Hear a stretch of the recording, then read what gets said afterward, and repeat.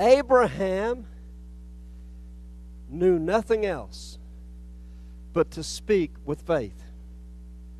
I don't know anything else to do. Just to speak with faith. To know God is able. You see, faith puts us between God and our circumstance. We're right in the smack, and God takes care of His people. If you don't understand and you don't know how it can happen, put it in God's hands. I believe sometimes we try and carry the burden too much on ourselves, and I'm as guilty as anybody. But I've got a word for you this morning. If you don't understand and you don't know how it can happen, put it in the hands of God. And that's what Abraham did. He put it all in God's hands when he said God Himself will provide. Did God let him down? Has God ever let you down? No, God never has. How many times have we let God down? Over and over and over again. But God has never let us down. If we will put everything in the hands of God, God's able to do exceedingly, abundantly above what we're able to think, ask, or comprehend in our mind. God is God. Hallelujah. What shall we then say to these things? God is in control, devil. I don't care what you say, what you do, what you build as an obstacle. God is still in control.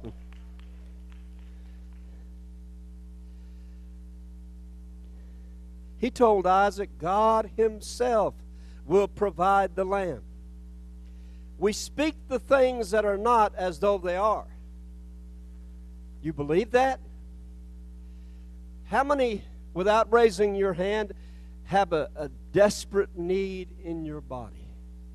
How many, without raising your hand, have a family member that if God doesn't intervene, they're going to die?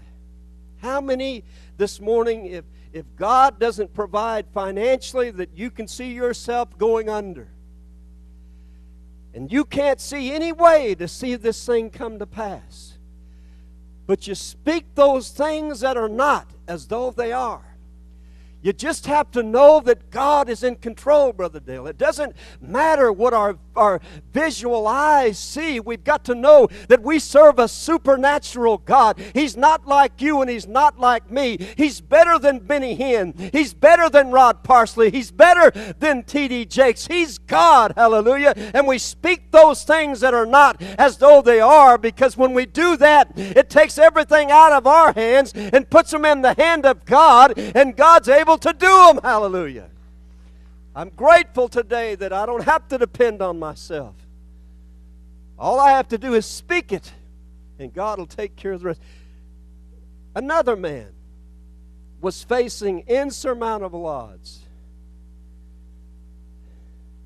You ever faced insurmountable odds?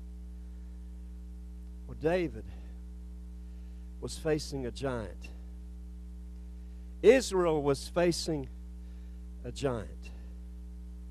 And Israel had backed up. They had failed. King Saul and his army had failed. But if you read a little bit about David in 1 Samuel 17, verse 29, David stepped up and said, is there not a cause? You understand what he's saying here? He said, I see the problem. I see the 9'6" giant, whatever he was, I see him. He's parading all over the battlefield. He is defying the armies of the living God. But he said, is there not a cause? In other words, he said, God put us here. He had drawn these boundaries way back in the Bible. This here is the place that God has given us.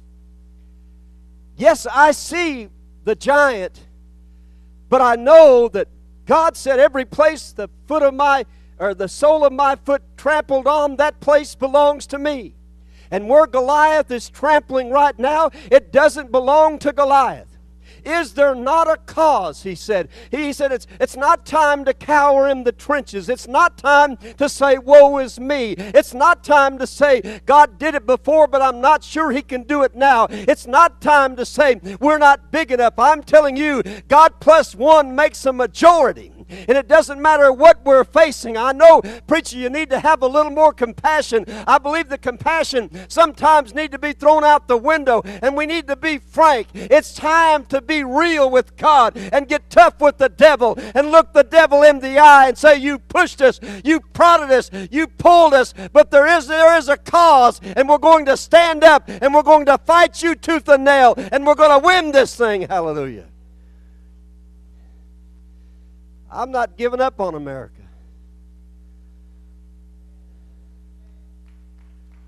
Amen. From the recesses of David's soul, the Spirit spoke. Is there not a cause? Haven't we been put here by God? Do you believe that? Haven't we been put here by... The Philistines defies the armies of the living God. He's trampling on the ground given to Israel. David said, I won't stand by and watch this devil mock my God. You see, sometimes and some things aren't worth shedding blood for.